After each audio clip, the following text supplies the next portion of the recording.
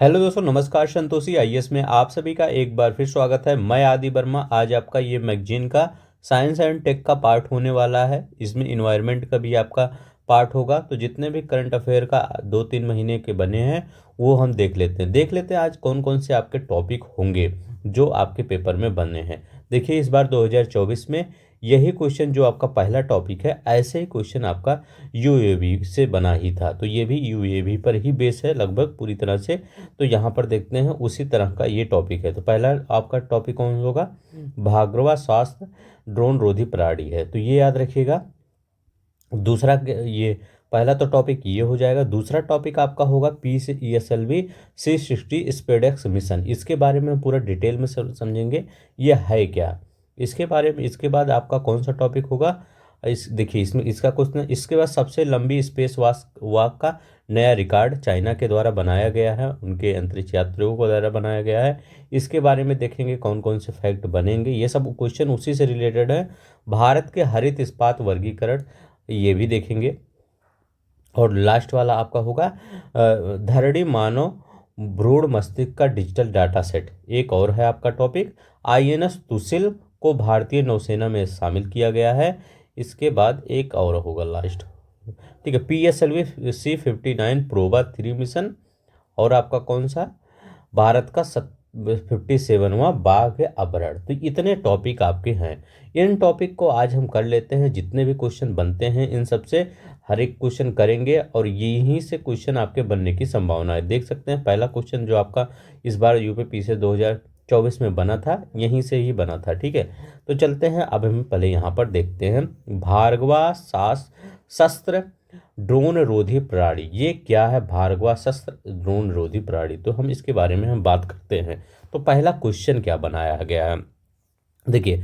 Question पढ़ने से पहले इसका मैं थोड़ा सा थीम बता देता हूँ। अगर थीम आपको पता रहेगा तो आप जल्दी से कनेक्ट कर पाएंगे। देखिए, अभी जो वर्तमान समय में चल रहा है, इसमें क्या होता है, हर देश क्या कर रहा है, ड्रोन से अब वो दूसरे देश पर आक्रमण कर रहा है।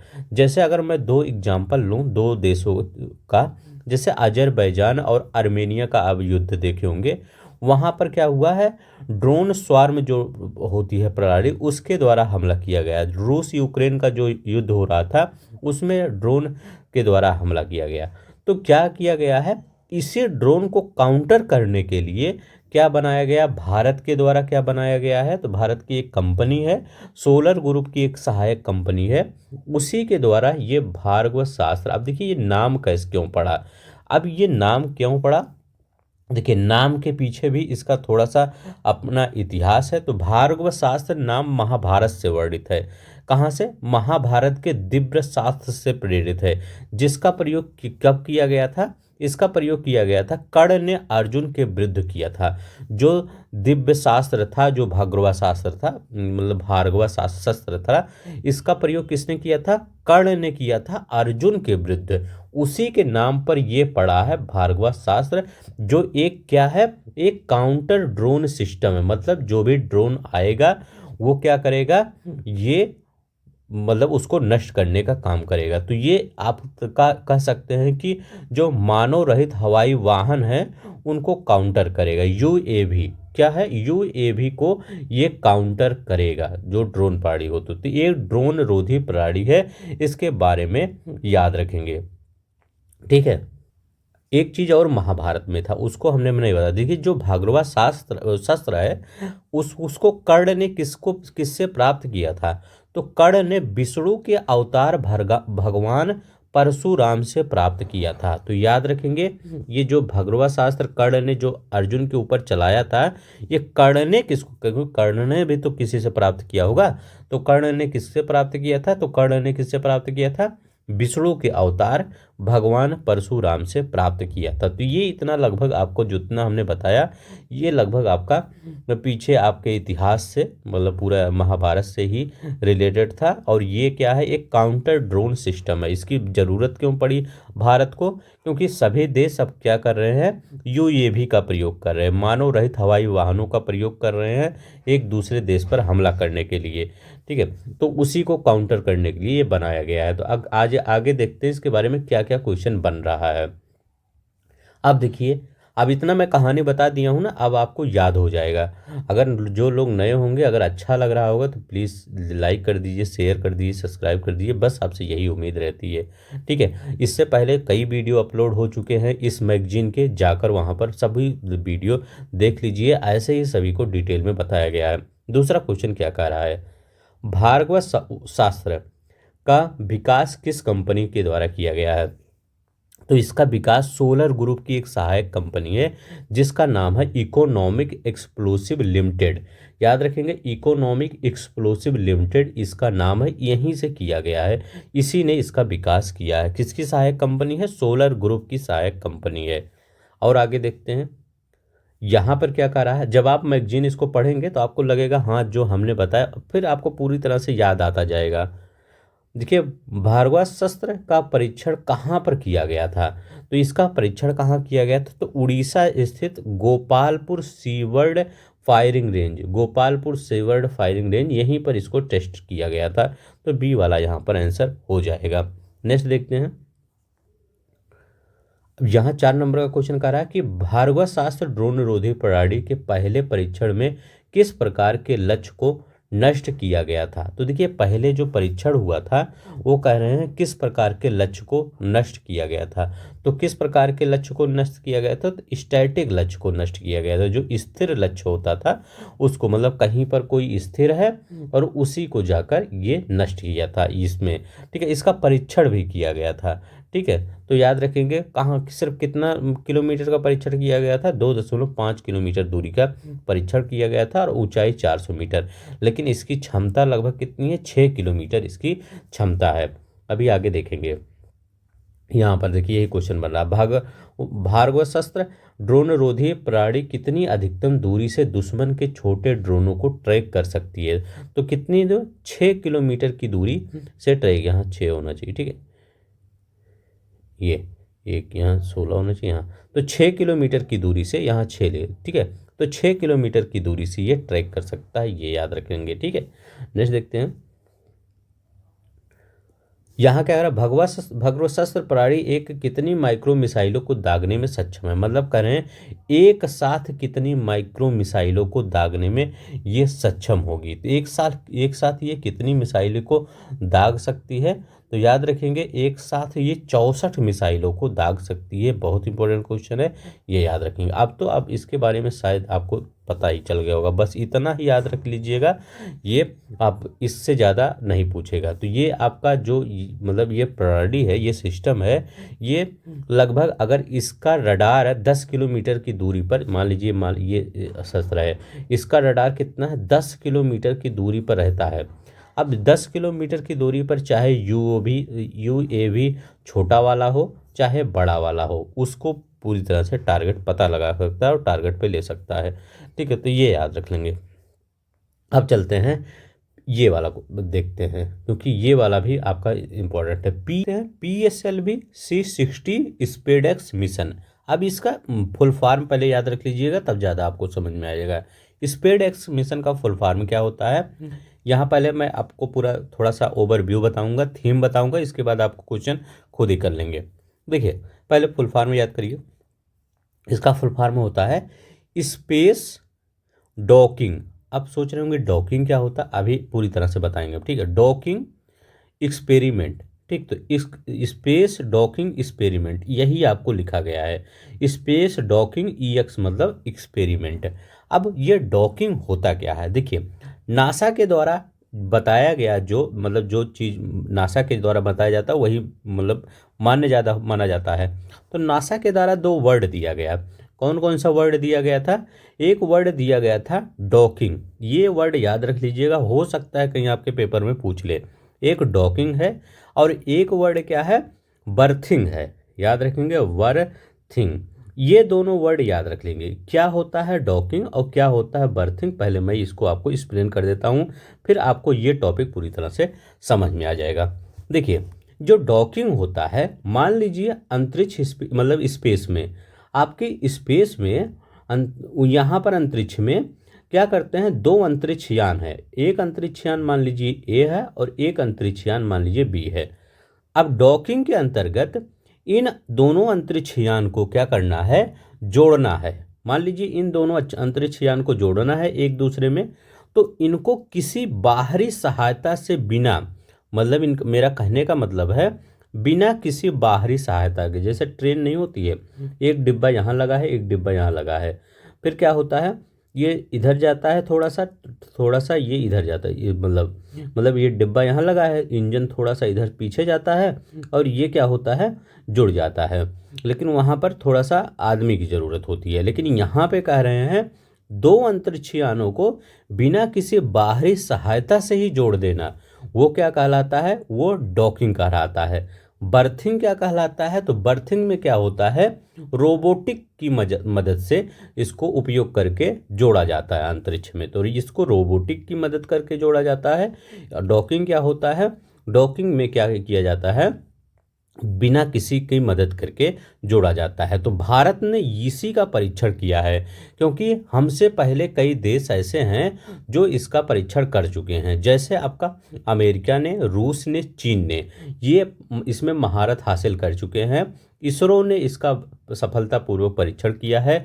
कब किया है, 16 जनवरी 2025, तो 16 जनवरी 2025 को इसरो ने इसका परीक्षण कर लिया और सफलतापूर्वक परीक्षण कर लिया। अब हम भी बिना किसी बाहरी सहायता से डॉकिंग की प्रक्रिया कर सकते हैं। डॉकिंग की प्रक्रिया क्या होती है, दो अंतरिक्ष यानों को जोड़ना। तो चलते हैं अब इसी के बारे में जो भी क्वेश्चन बनेगा हम करते हैं, तो अब आपको ज़्यादा समझ में आएगा। देखते हैं पहला क्वेश्चन बनता है क्या है, करें स्पेड एक्स मिशन का मुख्य उद्देश्य क्या है। तो इसका मुख्य उद्देश्य क्या है, तो इसका मुख्य उद्देश्य है अंतरिक्ष में डॉकिंग का प्रदर्शन करना। यही कह रहे हैं ना कि अंतरिक्ष में डिमोन्स्ट्रेटिंग डॉकिंग इन स्पेस, मतलब जो डॉकिंग का, अब डॉकिंग अभी हम बता दिए डॉकिंग क्या होती है, दो उपग्रह को एक साथ जोड़ना। ठीक है, तो यही आपका ये होता है। चलते हैं देखते हैं, अब यहाँ पर देखते हैं, कह रहे हैं स्पेडेक्स मिशन के तहत प्रक्षेपित उपग्रहों को क्या नाम दिया गया। अब देखिए जो आपके इसरो ने दो उपग्रह को जोड़ा है आप एक दूसरे में, उनका नाम क्या दिया गया है, उनको कहा क्या गया है, तो उनको कहा क्या गया है, SDX-1 और SDX-2 तो XDX-01 XDS-02, इसको इनमें जो दोनों उपग्रह है यही नाम दिया गया है, तो ये याद रख लेंगे। अब यहाँ पर देखते हैं, कह रहे हैं PSLV-C60 द्वारा प्रक्षेपित उपग्रहों का प्रत्येक का वजन कितना होगा। तो कह रहे हैं प्रत्येक का वजन कितना है, तो प्रत्येक का वजन जानते हैं 220 किलोग्राम है, ये याद रखेंगे। कितना है, 220, जो जोड़ एक दूसरे के नज़दीक लाया जाएगा वो कितना है, 220 किलोग्राम। अब देखते हैं नेक्स्ट, देखते हैं क्या करा। अब यही SDX-1 और XD-02 है, ठीक है, यही दोनों जोड़ेंगे। दोनों क्या है, यहाँ पर 220 ग्राम है वजन प्रत्येक का, और यही दोनों जोड़कर एक सिंगल इकाई का निर्माण करते हैं। स्पेडएक्स अंतरिक्ष यानों को किस संस्थान द्वारा डिजाइन और निर्मित किया गया है। कह रहे हैं इनको किस संस्थान द्वारा डिजाइन किया गया है और इनको निर्मित किया गया है। तो किस संस्थान द्वारा इनको डिजाइन और निर्मित किया गया है, तो इसको UR राव उपग्रह केंद्र द्वारा क्या किया गया है, विकसित किया गया है। बी वाला आंसर आपका सही हो जाए। नेक्स्ट देखते हैं, ये क्या कर रहा है स्पेडेक्स मिशन के सफल परीक्षण के बाद भारत स्पेस डॉकिंग प्रौद्योगिकी में महारत हासिल करने वाला विश्व का कौन सा देश बन गया है। तो देखिए भारत ने कौन सा कौन सा देश बन गया है, तो भारत इससे पहले कौन बना था, इससे पहले अमेरिका, रूस और चीन ही डॉकिंग प्रौद्योगिकी विकसित किए थे, लेकिन अब भारत चौथा देश बन गया है जो कि डॉकिंग प्रौद्योगिकी भारत ने विकसित कर दिया है। अच्छा, अभी हमने क्या बताया था, SDX-01 इनका नाम दिया गया था, इनका नाम था चेजर, और SDX-02 इसका नाम क्या दिया गया था, इसका नाम टारगेट दिया गया। तो ये सब याद रखेंगे। देखिए ये यहाँ पर ये सिर्फ प्री के लिए मत सोचिएगा, ये मेंस के लिए भी आपका काम आ सकता है, ठीक है। यहाँ पर याद रखिएगा, स्पेडेक्स मिशन के तहत अंतरिक्ष डॉकिंग प्रौद्योगिकी का उपयोग किस भारतीय मिशन में किया जाएगा। देखिए, जो ये डॉकिंग प्रौद्योगिकी है, जो डॉकिंग आपका टेक्नोलॉजी चल रही है, इसका प्रयोग आपको चंद्रयान 4 के लिए किया जाएगा, गगनयान के लिए किया जाएगा। जो आने वाले भविष्य में जितनी भी प्रौद्योगिकियाँ होंगी उसके लिए ये बहुत ही महत्वपूर्ण होगा। तो याद रखिएगा, यहाँ पर क्या होगा, गगनयान के लिए इसका प्रयोग किया जा सकता है और जो कि बहुत महत्वपूर्ण सिद्ध होगा इसके लिए। चलते हैं नेक्स्ट देखते हैं। अब यहाँ पर याद रखिए, कह रहा है PSLV-C60 मिशन में रॉकेट के चौथे चरण में करें PS4 को निष्क्रिय होने से बचाने के लिए इसमें कौन सी सुविधाएं जोड़ी गई हैं। अब देखिए, ये जो चौथा चरण होता है, इसमें इसको निष्क्रिय होने से बचाने के लिए इसमें सोलर पैनल और लिथियम आयन जैसी बैटरियों का प्रयोग किया गया है। क्योंकि इससे पहले क्या होता था, जो चौथा चरण के बाद क्या होता था, जो निकलता था वो अंतरिक्ष में कचरे के रूप में भ्रमण करता रहता था। लेकिन इसमें क्या किया गया है, जो चौथे चरण में है उसमें उस बैटरियां लगा दी गई हैं, ताकि जो ये पूरा स्पेडेक्स उपग्रह है उसको स्थापित करने के बाद उसकी उस पर नज़र रख सके। ठीक है, तो ये इसलिए उसको कहा गया है। तो सोलर पैनल और आयन लिथियम बैटरिया का प्रयोग किया गया है ताकि कुछ दिन तक उस पर नज़र रख सके जो जुड़ेंगे। यहाँ पर देखते हैं, कह रहे हैं POEM-4 मिशन के तहत कुल कितने पेलोड अंतरिक्ष में भेजे गए। कह रहे हैं कि जो PEM पेलोड होता है, अब देखिए ये क्या है कि ये POEM ये होता क्या है। POEM, तो ये जो आपका 4 लिखा गया है, ये याद रखिएगा चौथा चरण है। ठीक है, 4 मतलब चौथा चरण है। और POEM क्या मतलब क्या होता है, POEM का मतलब होता है PSLV। अब देखिए, O का मतलब क्या होता है, ऑर्बिटल। तो यहाँ पर याद रखिएगा ऑर्बिटल। यहाँ पर E मतलब क्या होता है, एक्सपेरिमेंट। और M क्या होता है, मॉड्यूल। तो ये याद रखेंगे। तो orbital experiment module, PSLV orbital experiment module इसको बोला जाता है। तो इसमें कितने पेलोड अंतरिक्ष में भेजे गए थे, 14 पेलोड अंतरिक्ष में भेजे गए थे। अब यहाँ पर देखते हैं, यहाँ कह रहे हैं कि वॉकिंग रोबोटिक आर्म, ठीक है, वॉकिंग रोबोटिक आर्म किस मिशन के तहत परिक्षेपित किया गया। तो याद रखेंगे, कह रहे हैं ये किस मिशन के तहत परिक्षेपित किया गया। तो POEM-4 के तहत ही प्रक्षेपित किया गया, उसी को बोला जाता है। ठीक है, नेक्स्ट देखते हैं। यहाँ पर क्या कह रहा है, कह रहा है कि अंतरिक्ष में पौधों को उगाने तथा उनके सतत विकास का अध्ययन करने के लिए इसरो द्वारा कौन सा प्रयोग किया गया। अब देखिए, अंतरिक्ष में क्या किया जाएगा, पौधे उगाए जाएंगे और उनको सतत विकास किया जाएगा। तो उनके लिए कौन सा मतलब ये आपका प्रयोग किया गया, कौन सी टेक्नोलॉजी विकसित की गई। तो ये कौन सी टेक्नोलॉजी है, तो याद रखिएगा क्रॉप्स। याद रखिएगा, इस किसके द्वारा, इसरो के द्वारा क्रॉप्स प्रयोग किया गया, जिसके द्वारा क्या किया जाएगा, अंतरिक्ष में बीज अंकुरण किया जाएगा और पत्तियों और पौधों को दिखाया जाएगा कि वहाँ भी ये सब क्या हो सकता है, हो सकता है। तो ये क्रॉप्स क्या है, एक मानव रहित प्रायोगिक मॉड्यूल है। इसमें क्या किया जाएगा, पौधों को उगाने और उनके सतत विकास की क्षमताओं को विकसित करने के उद्देश्य से डिजाइन किया गया है। तो क्रॉप्स याद रखिएगा, पौधा और क्रॉप्स। नेक्स्ट देखते हैं, यहाँ पर कह रहे हैं कि क्रॉप्स मिशन के तहत अंतरिक्ष में किस फसल के बीजों को अंकुरित किया जाएगा। जो क्रॉप्स मिशन है इसके लिए किस फसल के बीजों का अंकुरित किया जाएगा, तो ये लोबिया के बीजों को अंकुरित किया जाएगा। अब लोबिया का वैज्ञानिक नाम क्या है, तो लोबिया का वैज्ञानिक नाम है बिगना अनगुकुलेटा। याद रखिएगा, मैं लिख देता हूँ, इसका नाम है बिगना अनगुकुलेटा। ठीक, इसका नाम है। तो ये याद रखिएगा, लोबिया को क्रॉप्स के तहत अंतरिक्ष में क्या किया जाएगा, विकसित किया जाएगा बीज के रूप में। ठीक है, अब देखिए, क्रॉप्स जो पेलोड का विकास किसने किया था, तो क्रॉप्स पेलोड का विकास किसने किया था, विक्रम साराभाई अंतरिक्ष केंद्र के द्वारा किया गया था। किसके द्वारा किया गया था, विक्रम साराभाई अंतरिक्ष केंद्र के द्वारा किया गया था। और जो आपका स्पेडेक्स मिशन है ये कहाँ से प्रक्षेपित किया गया था, तो इसका प्रक्षेपण आंध्र प्रदेश के श्री हरिकोटा से सतीश धवन अंतरिक्ष केंद्र है, वहाँ से किया गया था। तो श्री सतीश धवन अंतरिक्ष केंद्र सार जो है श्री हरिकोटा, वहाँ से PSLV क्या जिसको PSLV-C16 स्पेडेक्स मिशन बोला गया, वहीं से किया गया। तो सब कुछ याद रख लीजिएगा, कहीं से भी कुछ भी पूछ सकता है। ठीक है, तो चलते हैं अब देखते हैं। आपका नेक्स्ट आपका कौन सा चैप्टर है, सबसे लंबी स्पेस वॉक का नया विश्व रिकॉर्ड। अब ये क्या है, पहले इसका भी थोड़ा सा थीम याद कर लीजिए तब इसके बता। देखिए सबसे लंबी जो स्पेस वॉक का नया विश्व रिकॉर्ड है, ये क्या हुआ, आपने अगर ग्रेविटी मूवी देखी होगी, वहाँ पर जब ये आपका अंतरिक्ष यान रहता है तो उसके बाहर निकल कर क्या होते हैं, भ्रमण करते हैं। तो वही जो यहाँ पर किया गया, वहाँ रील में किया गया, यहाँ पर रियल में किया गया। तो यहाँ पर जो स्पेस एक्स का पहले, इससे पहले किसका रिकॉर्ड था, अमेरिका का रिकॉर्ड था। अमेरिका के दो लोग थे जिनका नाम सूसन हेल्मस था और जिम वास था। उन्होंने लगभग कितना समय बिताया था, तो स्पेस एक्स में, स्पेस मतलब स्पेस में, तो स्पेस में उन्होंने 8 घंटे बिताया था, 8 घंटे 56 मिनट बताया था। लेकिन अभी जो चीन के दो अंतरिक्ष यात्री हैं, इन्होंने कितना समय बिताया है, तो इन्होंने 9 घंटे बिता दिया है। 9 घंटे से अधिक, तो मतलब 9 घंटे 9 आवर 6 मिनट इन्होंने बिता दिया है।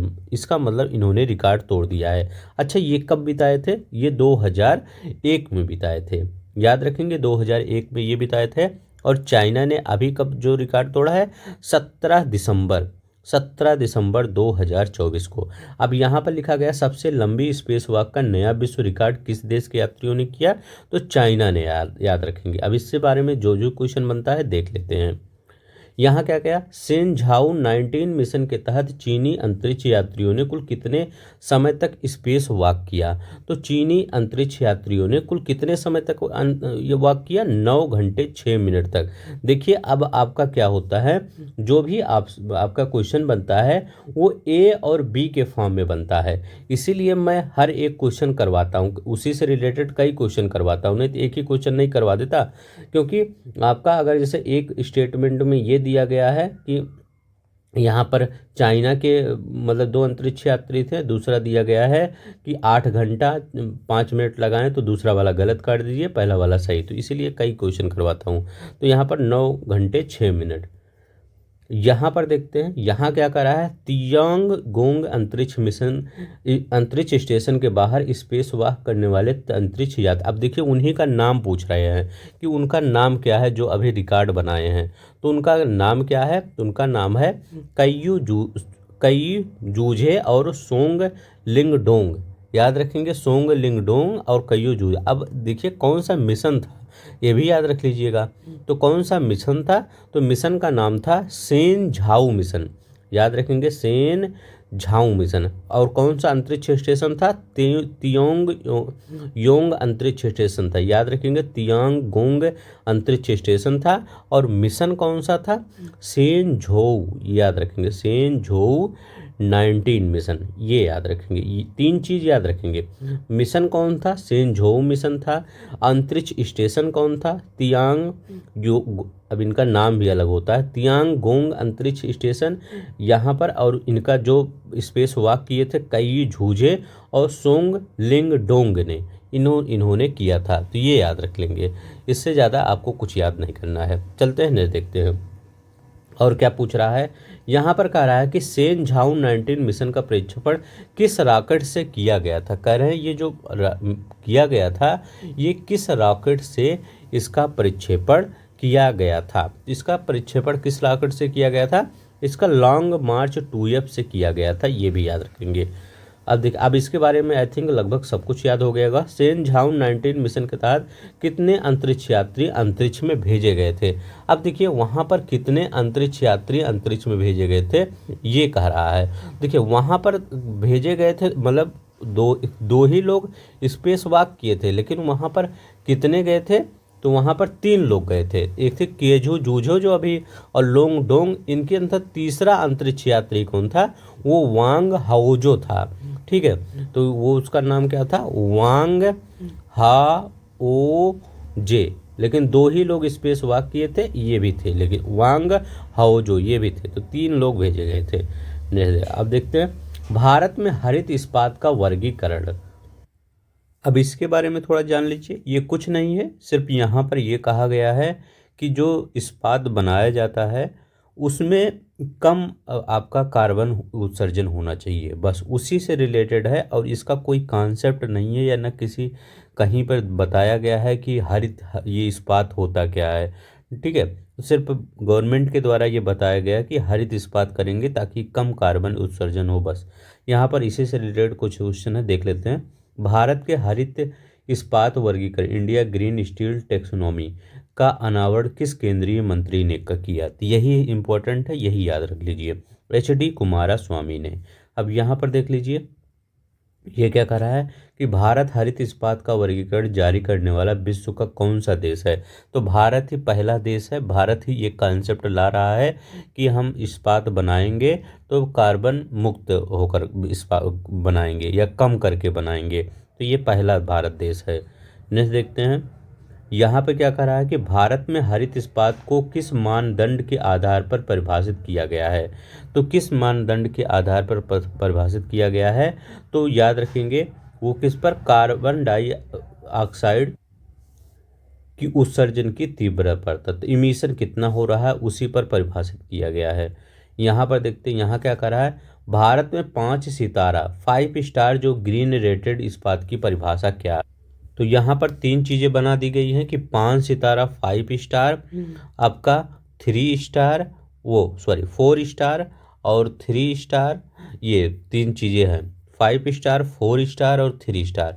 5 स्टार में क्या होता है, 5 स्टार ग्रीन रेटेड इस्पात में क्या होता है, उसमें आपका 1.6 टन CO2 प्रति टन तैयार इस्पात से कम उत्सर्जन करने वाला। तो यहाँ पर ये याद रख लेंगे कितना, ये 1.6 टन CO2 प्रति टन इस्पात से कम उत्सर्जन वाला, तो ये वाला क्या हो जाएगा, 5 स्टार वाला हो जाएगा। अब देखिए यहाँ दूसरा क्या कह रहा है, मतलब कह रहा है कि अगर 1 टन CO2 उत्पन्न हो रहा है, मतलब 1 टन, तो प्रति टन इस्पात कितना, प्रति टन CO2 कितना होना चाहिए, 1 टन होना चाहिए, ये कर रहे हैं। ठीक है, तो ये यहाँ पर कह रहे हैं कि हरित इस्पात की स्टार रेटिंग की समीक्षा कितने वर्ष में की जाएगी?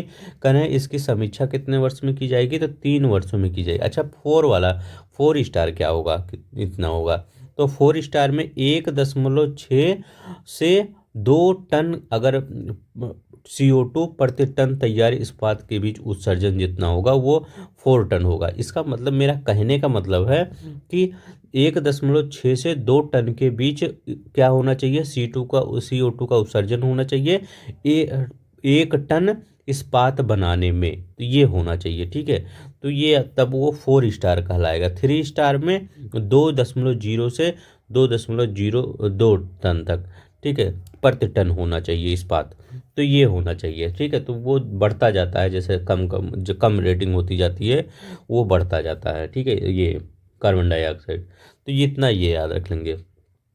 अब यहाँ पर देखते हैं, कह रहे हैं भारत में ग्रीननेस सर्टिफिकेट और स्टार रेटिंग जारी करने वाली नोडल एजेंसी कौन है? कह रहे हैं जो ये सब जारी करेगा इसकी नोडल एजेंसी कौन सी है? तो ये कौन सी नोडल एजेंसी है? National institute of secondary steel technology, यही आपका नोडल एजेंसी होगा। नेक्स्ट देखते हैं, कह रहे हैं कि स्टेनलेस स्टील क्रोमियम की न्यूनतम मात्रा कितनी होती है? तो स्टेनलेस स्टील में क्रोमियम की न्यूनतम मात्रा 10.5 होती है। अब नेक्स्ट देखते हैं, ये अच्छा क्वेश्चन है, धारणी मानव भ्रूण मस्तिष्क का डिजिटल डाटा सेट, ये अब है क्या, इसके बारे में हम सब डिटेल में देखते हैं। अब यहाँ पर कह रहा है कि IIT मद्रास द्वारा जारी मानव भ्रूण के मस्तिष्क की उच्च भेदन क्षमता वाली 3D छवियों के संग्रह को क्या नाम दिया गया है? अब देखिए ये क्या कह रहा है, ये IIT मद्रास द्वारा एक मानव भ्रूण का मस्तिष्क, उसकी मतलब ये क्या कर रहा है, high resolution 3D image data set of the human foetal brain released by IIT Madras. तो वो क्या कहा जा रहा है, उसका नाम क्या दिया रहे हैं, उसका नाम what is the name of the high, उसका नाम दिया गया है धरड़ी, नाम दिया गया। तो पूछ सकता है धरड़ी किससे रिलेटेड है, तो धरड़ी किससे रिलेटेड है, तो याद रखेंगे किससे रिलेटेड है, ये मानव भ्रूण मस्तिष्क का डिजिटल डाटा सेट से रिलेटेड है, तो ये देगा। ठीक है, ह्यूमन फेटल ब्रेन। यहाँ पर क्या कर रहे हैं कि धरड़ी डाटा सेट को विकसित करने में किस संस्थान का योगदान प्राप्त हुआ है? कह रहे हैं जो इसको विकसित किया गया है इसमें किस संस्थान का योगदान प्रदान किया गया है। तो किस संस्थान का योगदान प्रदान किया गया है? तो इसका योगदान Medi Scan System and Savita Medical College, इसका योगदान प्रदान किया गया है, ये याद रख लेंगे। नेक्स्ट देखते हैं, यहाँ पर कह रहा है कि आईआईटी मद्रास ने धरती डाटा सेट को किस मंच पर उपलब्ध कराया। कह रहे हैं ये किस मंच पर उपलब्ध कराया गया है? तो ये एक ओपन सोर्स पोर्टल होगा, ठीक है, तो जिसमें विश्व भर के शोधकर्ताओं के लिए यह उपलब्ध होगा। ये धरती डेटा सेट क्या होगा? ओपन सोर्स होगा। पहली बार यहाँ पर कितना कैप्चर किया गया था? तो 5132 मस्तिष्क खंडों को कैप्चर किया गया था। यहाँ तक देखते हैं। नेक्स्ट देखते हैं, करें धरती डेटा सेट का मुख्य उद्देश्य क्या है? करें धरती डेटा सेट का मुख्य उद्देश्य क्या है, ये बताना है। तो धरती डेटा सेट का मुख्य उद्देश्य क्या है? इसका उद्देश्य है मानव मस्तिष्क के विकास को कोशिकीय स्तर तक प्रदर्शित करना, इसका मेन उद्देश्य है। अब यहाँ पर देखते हैं, कह रहे हैं आईआईटी मद्रास के इस शोध से किस प्रकार की बीमारियों को समझने में मदद मिलेगी? तो तंत्रिका संबंधित जो विकासात्मक मतलब ये ब्रेन से रिलेटेड जो रोग होता है, ऑटिज्म जैसे, या पढ़ने में सीखने में कठिनाई होती है, तो इस सब में रोग मतलब जो भी माइंड से रिलेटेड बीमारी होगी मस्तिष्क से, उसमें क्या होगा? यहाँ पर मदद मिलेगी। चलते हैं नेक्स्ट देखते हैं। अब ये देखिए, ये क्वेश्चन अच्छा क्वेश्चन है। ये क्या कह रहा है? कह रहा है आईएनएस तुसिल को भारतीय नौसेना में शामिल किया गया। आईएनएस तुसिल के बारे में याद रख लेंगे। अब देखिए आईएनएस तुसिल क्या है? तो ये कि क्या है? ये कि एक वारशिप है। तो आईएनएस तुसिल को भारतीय नौसेना में कब शामिल किया गया, ये बताना है। तो आईएनएस तुसिल को भारतीय नौसेना में 9 दिसंबर 2024 को शामिल किया गया। किनकी उपस्थिति में शामिल किया गया? तो राजनाथ सिंह की उपस्थिति में इनको शामिल किया गया। अब देखिए, राजनाथ सिंह की उपस्थिति में शामिल किया गया। ये कहाँ पर ये शामिल किया गया? तो रूस के कालिनग्राद में, याद रखेंगे यहाँ पर कालिनग्राद। तो रूस के कालिनग्राद में यांतर शिपयार्ड में आयोजित यहाँ पर शामिल किया गया। अब यहाँ पर देखते हैं इसकी विशेषता क्या है। तो आईएनएस तुसल भारतीय नौसेना में मल्टी रोल करेगा। जैसे क्या? रडार की पहुंच से बच निकलने में ये सक्षम फ्रिगेट होता है, ठीक है। तो रडार इसको क्या करेगा? ये इसको रडार नहीं भेज सकता है, ठीक है। नेक्स्ट देखते हैं। अब करें आईएनएस तुसल का निर्माण किसके द्वारा किया गया? किस देश के द्वारा किया गया? तो आईएनएस तुसल का निर्माण किसके द्वारा किया गया है? रूस के लेनिनग्राद, मतलब रूस में किया गया, रूस के द्वारा। कह रहे हैं आईएनएस तुसल का नाम किसका प्रतीक है?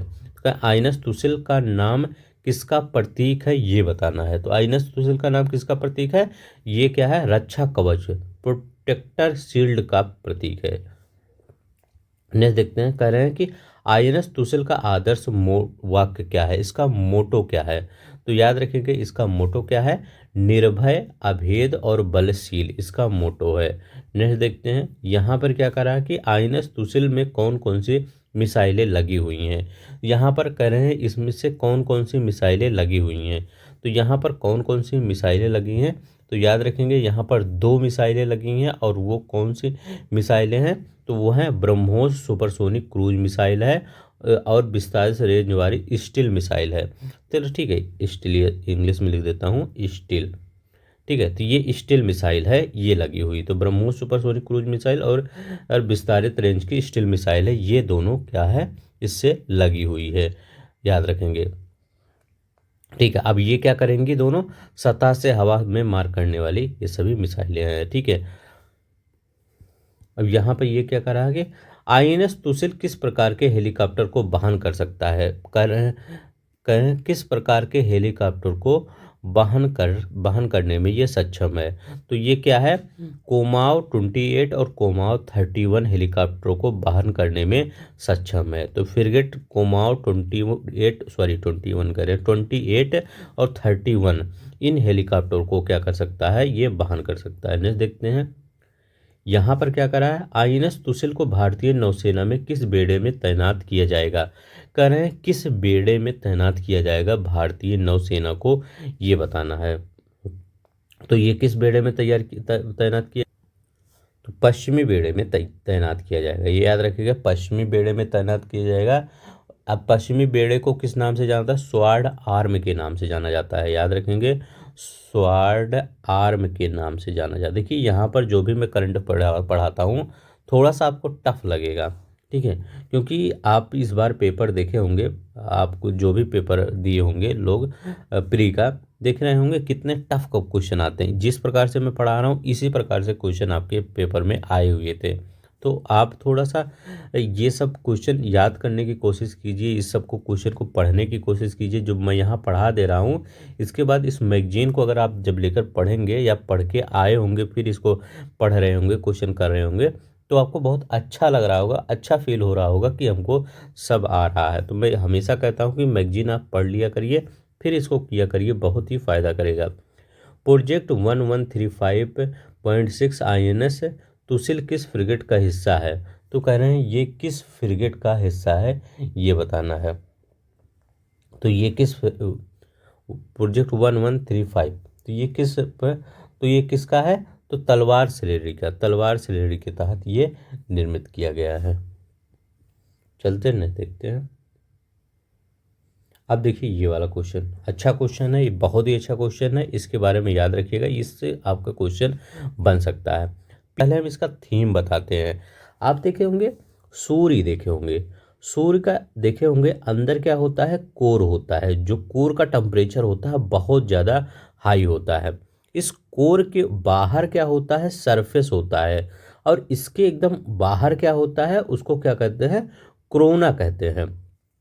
अब देखिए, अब ये मिशन क्यों लॉन्च किया गया था? ये मिशन इसलिए लॉन्च किया गया था, जो ये बाहर का, देखिए हमेशा याद रखिएगा, ये सरफेस से भी ज़्यादा टेम्परेचर किसका होता है? सरफेस से ज़्यादा टेम्परेचर कोरोना का होता है। अब क्या होता है? कोरोना जो हमारा संचार प्रणाली है या हमारा जो उपग्रह छोड़े जाते हैं या मौसम वाला कुछ सिस्टम होता है, तो ये सब में बहुत योगदान देता है ये कोरोना। अब देखिए, और सबसे महत्वपूर्ण क्या होता है? ये विद्युत ग्रिड पर भी प्रभाव डालते हैं और सौर तूफान भी आते हैं। तो कोरोना से ही ये सौर तूफान आते हैं और ये विद्युत ग्रिड पर प्रभाव डालते हैं, उपग्रह का संचालन होता है, तो ये कोरोना थोड़ा सा प्रभाव डालता है। अब देखिए इसका, अब ये जो आपका मिशन लॉन्च किया गया है इसी कोरोना के अध्ययन को करने के लिए ये मिशन लॉन्च किया गया है। तो ये याद रखिएगा, इसका मेन थीम यही है। किसके द्वारा लॉन्च किया गया है? तो इसका सफलतापूर्वक प्रक्षेपण कब किया गया था? 5 दिसंबर को किया गया था। और किसके द्वारा किया गया था? तो इसरो के द्वारा किया गया था। हर एक चीज़ नोट करेंगे, इसका PDF आप टेलीग्राम से भी डाउनलोड कर लेंगे। इसरो के द्वारा लॉन्च किया गया था। अब देखिए कहाँ से लॉन्च किया गया था? आंध्र प्रदेश के श्रीहरिकोटा सतीश धवन अंतरिक्ष केंद्र से ये लॉन्च किया गया था। अब देखिए प्रोबा, प्रोबा आप अगर नाम सुनेंगे तो ये क्या करेगा, पहले इसके बारे में, इस मिशन की खासियत याद रख लीजिए। अब देखिए इस मिशन की ये खासियत है कि ये जाकर, क्योंकि हमें क्या होता है, हमें देखते हैं कोरोना आमतौर पर जो सूर्य की सतह के एकदम जो ये सतह है इससे इतना चमकदार रोशनी निकलती है जिसके कारण हमको कभी भी कोरोना दिखाई नहीं देता। बट कब दिखाई देता है? जब टोटल सोलर इक्लिप्स होता है, मतलब पूर्ण सूर्य ग्रहण होता है, तो हम कोरोना को देख पाते हैं। तो अगर हम कोरोना को देखना चाहते हैं, मतलब उसका अध्ययन करना चाहते हैं, तो हमको वहाँ पर ये इस तकनीक को, जो ये PSLV C59 प्रोबा मिशन है, इसको भेजा जाएगा। इसको देखिए क्या किया जाएगा, इसमें इसको भेजा जाएगा और वहाँ पर क्या होता है, इसको अध्ययन के जिसे जो उपकरण यहाँ पर लगाया जाएगा, तो सूर्य की जो चमकीली सतह है एक डिस्क आभासी के तौर पर काम करेगा, मतलब एक आर्टिफिशियल डिस्क के रूप में काम करेगा, जिससे क्या होगा, इसका जो जहाँ से देखेंगे इसकी रोशनी थोड़ी सी कम हो जाएगी, जिससे क्या कारण क्या हो जाएगा, हमको कोरोना थोड़ा सा दिखने लगेगा। मतलब उसी थोड़े से, मतलब उसमें एक्सपेरिमेंट, ये जो मिशन है वो उसी का कर रहे हैं, ताकि क्या करें, जैसे आपका ये उपग्रह गया यहाँ पर, तो ये थोड़ा जो इसका सरफेस वाला एरिया जो आपका रोशनी आ रही है, इसको एक डिस्क यहाँ पर रख देंगे, ताकि जो ये कोरोना वाला सिस्टम है, क्योंकि यहाँ तो जा ही नहीं जा सकता, तो ये मत सोचिएगा यहाँ पर ये चला जाएगा, ये जो उपग्रह है तो जल जाएगा, ये बहुत दूर से कर रहे हैं, ठीक है। तो वहाँ पर रखा जाएगा ताकि वो क्या है, उसकी छाया पड़े और वो दिख जाए। अब देखते हैं उसके क्या हो सकता है, आगे इसके क्वेश्चन क्या बनता है ये देखते हैं। इसका थीम समझ गए, थोड़ा सा इसका अगर थीम समझ जाएंगे कि हमको करना क्या है, कोरोना का अध्ययन करना है बस। ठीक है, कोरोना का अध्ययन करने में ये सक्षम बनाएगा। कोरोना ग्राफ एक विशेष उपकरण लगाया जाएगा वैज्ञानिकों के द्वारा, तो ये 5 दिसंबर 2024 को। अब यहाँ पर देखते हैं कि PSLV C59 मिशन का प्रक्षेपण कहाँ किया गया। तो बताइए ये कहाँ से किया गया, तो सतीश धवन अंतरिक्ष केंद्र ये श्रीहरिकोटा। C59 याद रखिएगा, 59, नहीं तो ये सब भूल जाएंगे आप। प्रोबा 3 मिशन का उद्देश्य क्या है, तो प्रोबा 3 मिशन का उद्देश्य क्या है, तो याद रखेंगे इसका उद्देश्य क्या है, प्रिसीजन फॉर्मेशन फ्लाइंग का प्रदर्शन करना। याद रखेंगे इसका मतलब जो प्रिसीजन फॉर्मेशन फ्लाइंग मिशन है ये प्रोबा 3, इसी का क्या करना, प्रक्षेपण करना। अब देखिए क्या होगा इसमें, इसमें यह होगा कि 2 या 2 से अधिक अंतरिक्ष यानों या विमानों को एक समूह में उड़ान भरने और उनको अनुशासित और सम्मिलित पूर्व निर्धारित तरीके से फ्लाइंग के रूप में परिभाषित करना है। ये आपका इसका उद्देश्य है। नेक्स्ट देखते हैं, प्रोबा मिशन किस अंतरिक्ष एजेंसी द्वारा संचालित किया जाता है, तो कह रहे हैं ये किस अंतरिक्ष एजेंसी द्वारा प्रोबा मिशन को संचालित किया जाता है। तो यहाँ पर इसरो मत लगाइएगा, ठीक है, तो ये यूरोपीय अंतरिक्ष एजेंसी द्वारा इसको संचालित किया जाता है। ठीक है, तो प्रोबा मिशन को। अच्छा, प्रोबा का फुल फॉर्म क्या होता है, projector for on board autonomy, इसको प्रोबा कहते हैं। तो हो सकता है कभी प्रोबा पूछ ले, projector on board autonomy PROBA कहलाता है। नहीं देखते हैं, कह रहे हैं प्रोबा 1 मिशन का मुख्य उद्देश्य क्या है। कह रहे हैं जो प्रोबा 1 मिशन है इसका मुख्य उद्देश्य क्या है। अब बताइए प्रोबा 1 का जो मुख्य उद्देश्य है नहीं था, ठीक है, क्योंकि ये 2001 में ही इसको प्रक्षेपित किया गया था प्रोबा 1। इसका क्या काम करना था, अर्थ ऑब्जर्वेशन करना था, भू अवलोकन करना था, अर्थ ऑब्जर्वेशन करना था। बी वाला आंसर सही हो जाएगा। नेक्स्ट देखते हैं, यहाँ करें प्रोबा 3 मिशन के अंतर्गत कौन कौन से 2 अंतरिक्षयान शामिल हैं। तो प्रोबा 3 मिशन के अंतर्गत कौन कौन से 2 अंतरिक्षयान शामिल है ये बताना है। तो कौन कौन से 2 अंतरिक्षयान शामिल हैं, तो क्रोनाग्राफ अंतरिक्षयान CSC और आर्कटल अंतरिक्षयान ये शामिल है। ठीक है, तो ये दोनों अंतरिक्षयान भी देख लीजिएगा, इसी प्रोबा 3 मिशन के अंतर्गत ये शामिल हैं। आज आपको लग रहा होगा थोड़ा सा टफ है ये। अब देखिए ये साइंस एंड टेक है, आप अगर, क्योंकि इस बार अगर पेपर उठा के देखेंगे साइंस एंड टेक से बहुत ज़्यादा क्वेश्चन आपके बने थे, तो आप इसको इग्नोर नहीं कर सकते क्योंकि एक एक नंबर बहुत इंपॉर्टेंट होता है। प्रोबा 3 मिशन का मुख्य उद्देश्य क्या है, प्रोबा 3 मिशन का उद्देश्य क्या है, सूर्य के कोरोना का अध्ययन करना प्रोबा 3 मिशन का मेन उद्देश्य है, ये याद रख लेंगे। ठीक है, इन्हें देखते हैं, यहाँ कह रहा है कि प्रोबा 3 मिशन ऑर्बिटर अंतरिक्षयान की भूमिका क्या होगी। कह रहे हैं जो ऑर्बिटर अंतरिक्षयान इसकी भूमिका क्या होगी, तो ये इसकी भूमिका क्या होगी, तो एक साथ प्रक्षेपित किए गए इन दोनों उपग्रहों के उद्देश्य को कोरोना के अध्ययन की आवश्यक परिस्थितियाँ उत्पन्न करना। तो याद रखेंगे यहाँ क्या है, सूर्य के प्रकाश के अवरुद्ध कर कृत्रिम ग्रहण करना। तो देखिए जैसे मैं बताया था ना कि सूर्य का जो सतह वाला प्रकाश है उसको अवरुद्ध कर देना। ठीक है, तो सूर्य के प्रकाश को अवरुद्ध कर देना और एक कृत्रिम ग्रहण, जैसे हम देखते होंगे प्राकृतिक सूर्य ग्रहण बनता है लेकिन उसमें एक कृत्रिम सूर्य ग्रहण बना देना। प्रोबा 3 मिशन का यही काम है, ताकि जो ये सूर्य का ये कोरोना है बाहर वाला पार्ट, कोरोना जो होता है इसकी टेम्परेचर बहुत हाई होता है, इसका भी कोर से तो कम होता है लेकिन सतह से ज़्यादा होता है इसका टेम्परेचर। क्या होता है, इसी को कोरोना का अध्ययन करना, कृत्रिम ग्रहण बनाना और इसी कोरोना का अध्ययन करना प्रोबा 3 मिशन का काम है। अब नेक्स्ट देखते हैं, प्रोबा 3 मिशन में शामिल ASPIICS क्या है। कह रहे हैं ASPIICS क्या है, तो ये क्या करेगा, तो ये याद रखेंगे सूर्य के कोरोना की इमेजिंग अध्ययन करने के लिए बनाया गया एक क्रोनोग्राफ है बस। ठीक है, तो ये सूर्य के कोरोना की इमेजिंग और अध्ययन करने का, अब इसको समझ गए ना प्रोब क्या है ये सब। तो प्रोबा 3 मिशन क्या है, यही चीज़ याद रख लेंगे। प्रोबा 3 मिशन क्या है, कोरोना का अध्ययन करना मेन आपका यही है। इसके बाद जो भी चीज़ें आएगी आप बता देंगे। नेक्स्ट देखते हैं, कह रहे हैं यूरोपीय अंतरिक्ष एजेंसी के कितने सदस्य देश प्रोबा 3 मिशन का समर्थन कर रहे हैं। कह रहे हैं यूरोपीय अंतरिक्ष एजेंसी के कितने सदस्य देश हैं जो क्या कर रहे हैं, इसका अ, समर्थन कर रहे हैं। तो इसमें कितने ऐसे देश हैं, तो इसमें 13 ऐसे देश हैं। कौन कौन से देश हैं? ऑस्ट्रिया है, बेल्जियम है, चेक गणराज्य, डेनमार्क, आयरलैंड, इटली है, लग्जमबर्ग, पोलैंड, पुर्तगाल, रोमानिया, स्पेन, स्विट्जरलैंड। ये सब नहीं पूछेगा, याद रख लेंगे, लेकिन 13 कंट्री हैं।